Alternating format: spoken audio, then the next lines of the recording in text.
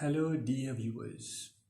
First of all, I would like to thank everybody for their likes and comments on all the videos I've been posting for the past weeks on the YouTube channel. Keep liking and commenting so that I am also more encouraged to post more videos. The subject matter I shall tackle today is about a vegetarian diet. Now, when people come to see me and are looking for spiritual growth, it is good to note that I never impose on these persons to become vegetarian straight away. I leave the choice to them. So, you will agree that a vegetarian person is very often viewed as an abnormal or strange person because that person is not eating meat and eggs. Why? Simply because the majority of human beings eat both meat and vegetables. And they will tend to believe that you should follow the same path. But Lord Buddha has said, look for the truth. Do your own experience, then make the choice. And above all, Lord Buddha also said that gather the right knowledge. It is the right knowledge that will make you take the best decisions in your life. So today I shall talk about the vegetarian diet and the non-veg diet. The first thing you should observe is that the spiritual world is a vegetarian world. So this raises the question, if we are made in the image of God, if we are spiritual persons, sacred beings like we are taught in all holy scriptures of all religions, then obviously the question arises, are we doing the right thing by eating a non-vegetarian diet? Now, a vegetarian diet will give you all the necessary nutrients that you need for your health, provided you know what to eat and that you make a proper diet. The best food which contains an enormous amount of protein for vegetarian is called soya. I think most of you have heard about this food. And again, in this modern world, when you say you are eating soya, people will also tend to say, oh, you are eating soya. This is a low-class food. You are eating those brown chunks which has no taste. This is not good. You should eat meat. So let me tell you that 100 grams of soya beans have 49 grams of proteins, whereas 100 grams of meat contains only 23 grams of protein. So it is more than the double, and yet people tend to laugh at you when you say you are eating soya, when you are putting soya in biryani. They prefer meat in the place, isn't it? But 100 grams of soya has 2 times more proteins than meat. So you see, this is the knowledge that I'm sharing with you. Sometimes this world, this modern world of ours, gives us many information which are twisted and which are not the truth. And we believe those information and we take decisions based on those information which are not correct. And there are loads and loads of vegetables, fruits, which contain a high level of proteins, but you are not simply aware of it. Broccoli is another food which has a lot of proteins. Spinach has also a lot of proteins. And you will be surprised to learn that spinach has the same content of proteins as chicken and fish. So you see, in order to take decisions, you need to have the right information, the right knowledge. And like I have always told you in all of my videos, knowledge is light, ignorance is darkness. So when you know more and more, so you're putting more light in your life and you are removing more darknesses out of your life. So this is the process of growing. This is the process of self-development. And as spiritual aspirants, I believe you are thirsty for more information in order to grow more spiritually. I shall also inform you that 2 of the most acidic meats that exist on earth are beef and pork. And our body is not tolerant to acidic diets. So regular consumptions of these 2 meats will deteriorate your health. This is the truth. And with respect to choosing your diet when you are vegetarian, you should consume more dairy products like milk, cheese, and yogurt. These also have a lot of proteins. Eating lentils, eating kidney beans, red beans, all these also have a good amount of proteins. So when you make the right mix of diet, you will have the appropriate amount of protein that you need on a daily basis. But you should have the necessary knowledge to be able to sustain a vegetable diet. Now, I am vegetarian for the past 28 years, and I can tell you I am in good health.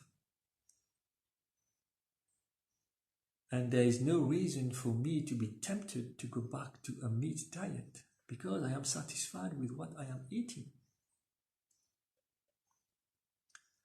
So the choice is between a vegetarian diet and a non-vegetarian diet. If you are not able to go 100% vegetarian, the best recommendation I can give you is that you make a good mix of both on every meal that you take. That is, there should be a balance of meat, vegetables, fruits, and also not only cooked vegetables, but raw vegetables also. So in this way, you are assured of having a balanced diet. And if you are growing spiritually and you are going deeper and deeper, obviously one day something will happen and you will go vegetarian. This is also the truth. I don't know how long it will take. That is the decision of the Almighty, the Creator Himself, who will take the decision and who will give you that little knowledge in your head and he will tell you, now my friend, it's time you turn vegetarian. And believe me, I never impose on anyone to become vegetarian. Now, coming back to a vegetarian diet, all of you who belong to a religion are necessarily performing all kinds of rituals. And when you perform rituals, specific rituals, what is the recommendation? The priest will tell you that you have to fast. So why does fasting prevent you from eating meat and other non-vegetarian items? Because you are going to make a specific prayer of very high importance, isn't it? Some people fast for 9 days, for 3 days, for 30 days, for 41 days, and so on. And the most important aspect of any religious festival is fasting. So the logic behind fasting is that eating meat and non-veg items and standing in front of God is not appropriate, isn't it? This is logical. But then if you think, then why don't I make a fast throughout my whole life? Why don't I make this decision that I'll be praying every day to God and my body will be pure? Because all religions consider meat and other non-veg items to be impure during all festivals, isn't it? Try to follow my logical reasoning. All meat items and non-veg items are considered to be impure during all religious festivals. Then why do you have to consume those impure foods when the festival is over? There is no logic behind that, isn't it?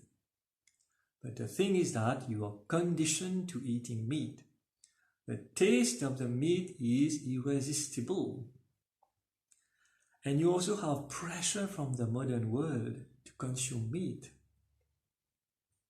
I used to have a lot of problems when attending ceremonies, birthdays, weddings, because I was vegetarian. And special arrangements need to be made for those vegetarian people. But the choice has to be made. And I leave it to your intelligence. I leave it to your logical thinking to take the best decision for your life. Vegetarian food is therefore considered to be pure foods. Now there is a beautiful word in Hindi which we call pure, and that word is sattvic. Sattvic means that which is pure, of the purest quality.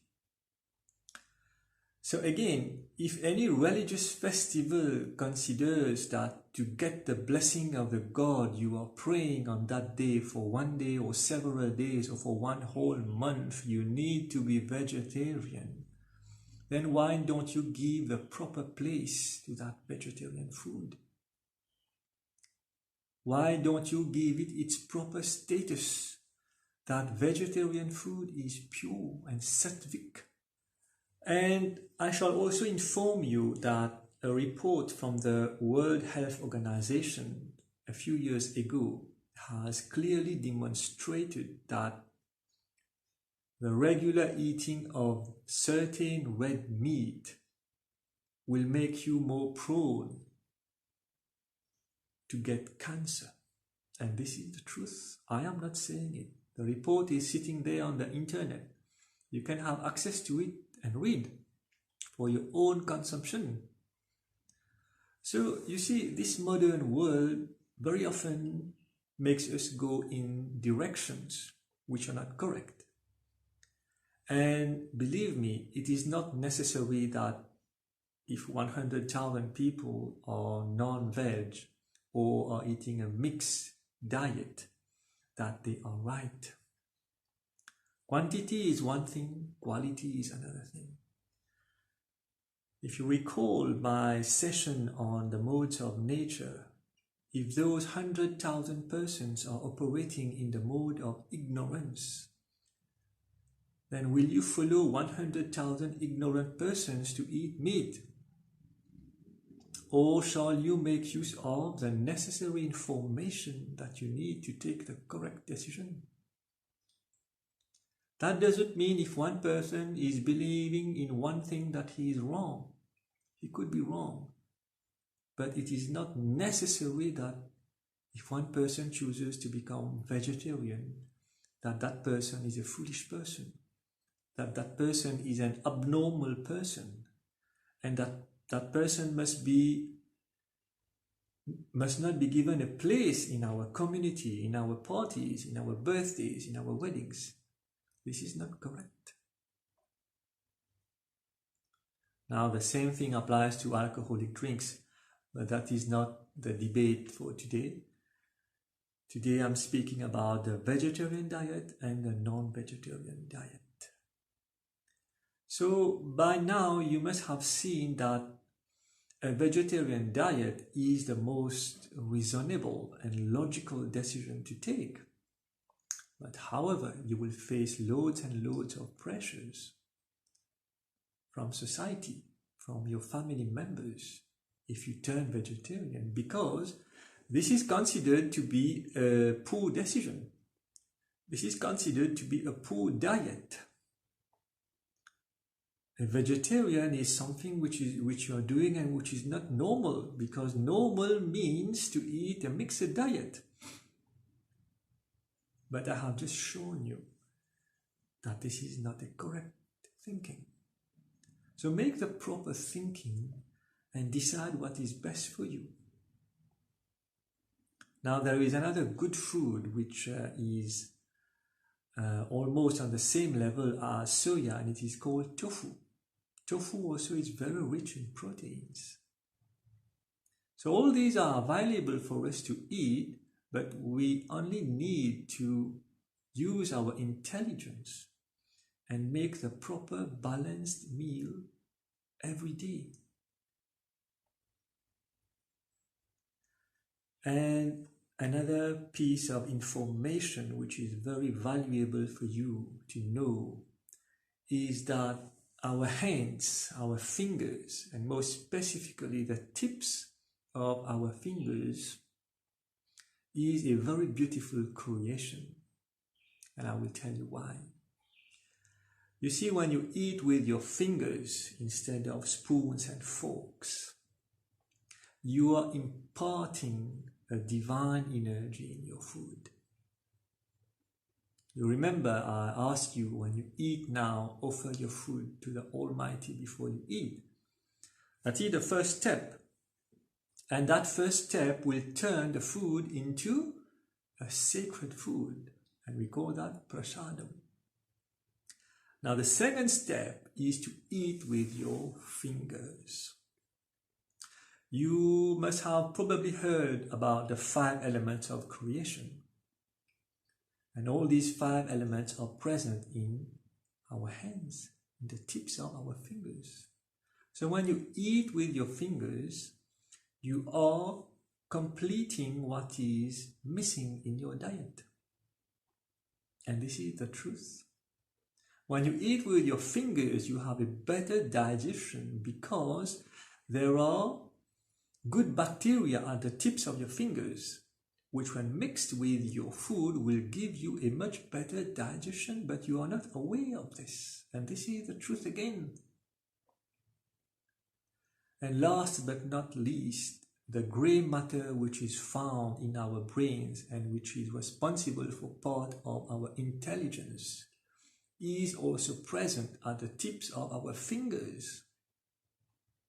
And that is why I told you that when you eat with your fingers and when you offer that food to God, you make that food becomes wholesome, complete 100% without lacking anything. So you see, when you have such information, then there is absolutely no danger for you to turn vegetarian. But you have to adopt all these processes that I have just informed you of. And when you do it, believe me, the food that you shall eat will transform your body into something that you have never dreamt of. Because this body is the best machine that has been invented by the Creator. It is made of flesh and blood, but it is the most complex and the most sophisticated machine that exists. So do your best to keep it to the required level, because a machine requires maintenance. A machine requires the proper nourishment, physical and spiritual. So just to conclude the topic of today about vegetarian diet and non-vegetarian diet. The spiritual world is vegetarian, The human beings are sacred in nature. They are also spiritual. And the modern world tends to tell you, to make you believe that a meat diet is of greater value than a vegetarian diet. But I have shown you that this is not the truth. The vegetarian diet is also complete. And when you eat with your fingers, you shall create a better disposition for you to have a greater health. So here we are. This is the end of this session on vegetarian diet. And remember, keep liking the videos, keep commenting on the videos, and most important, keep sharing also to all those whom you believe that this will bring some light in their lives.